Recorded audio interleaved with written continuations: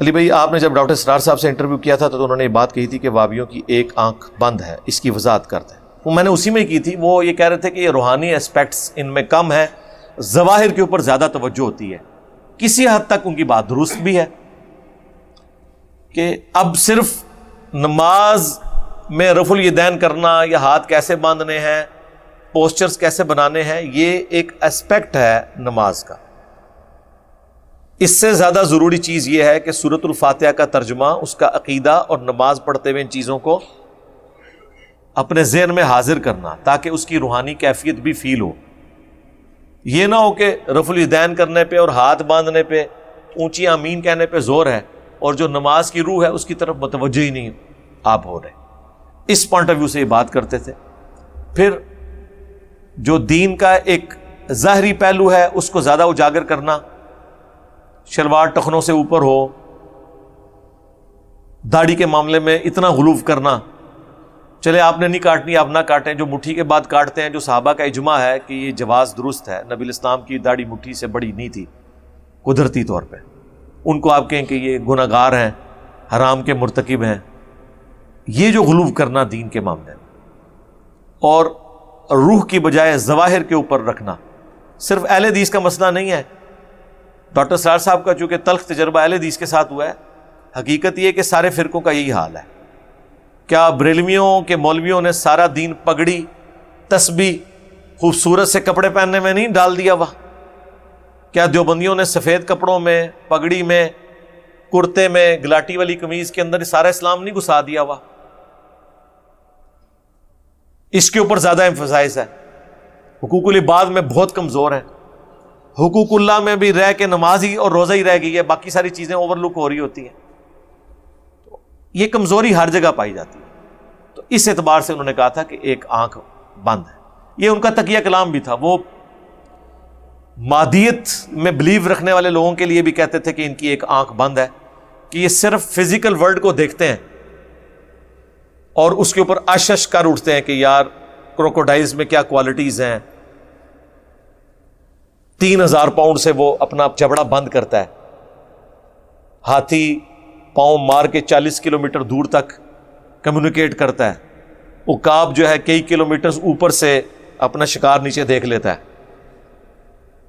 اور آپ دیکھیں پانی کے اندر سے مچھلی شکار کرتا ہے وہ. حالانکہ آپ کو پتا ہے کہ پانی کے اندر جب لائٹ انٹر ہوتی ہے اس کا اینگل بدل جاتا ہے.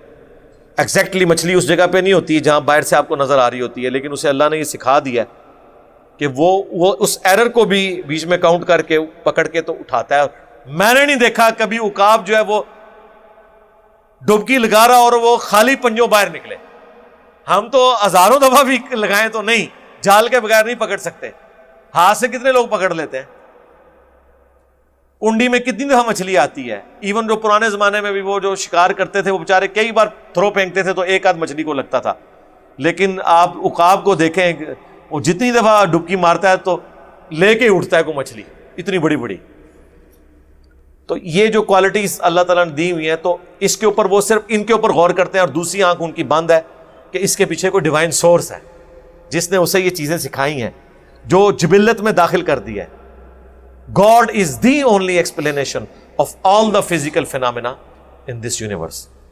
اس کے اوپر میری کئی ایک ویڈیوز ہیں، اللہ تعالیٰ جزائے خیر دے.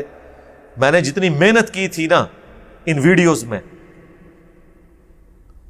اس سے زیادہ نہیں تو اس سے کم بھی نہیں ہمارے اسٹوڈنٹس نے اس میں ویلیو ایڈیشن کی ہے.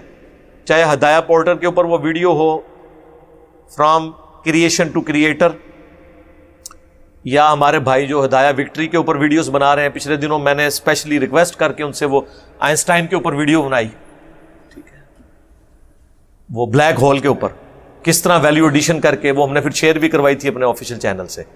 دیکھیں وہ ویڈیو تو ریکارڈ ہوئی ہے 5-6 سال پہلے، آج بھی دیکھیں تو وہ نئی لگتی ہے.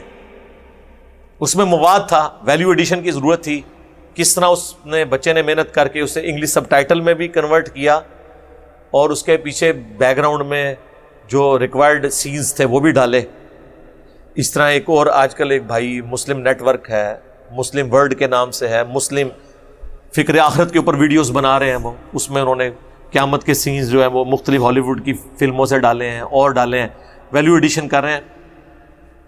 اللہ کی قدرت کی نشانیاں جو میں نے بیان کی ہیں ان کو نیشنل جغرافک نیٹ فلکس سے ویڈیوز لے کے انہوں نے باقاعدہ اسے پکچرائز کیا بیک گراؤنڈ میں ساؤنڈز کے ساتھ، ذرا یعنی پریزنٹیبل فارم میں، جو آج کل کی ریکوائرمنٹ ہے لوگ کر رہے ہیں۔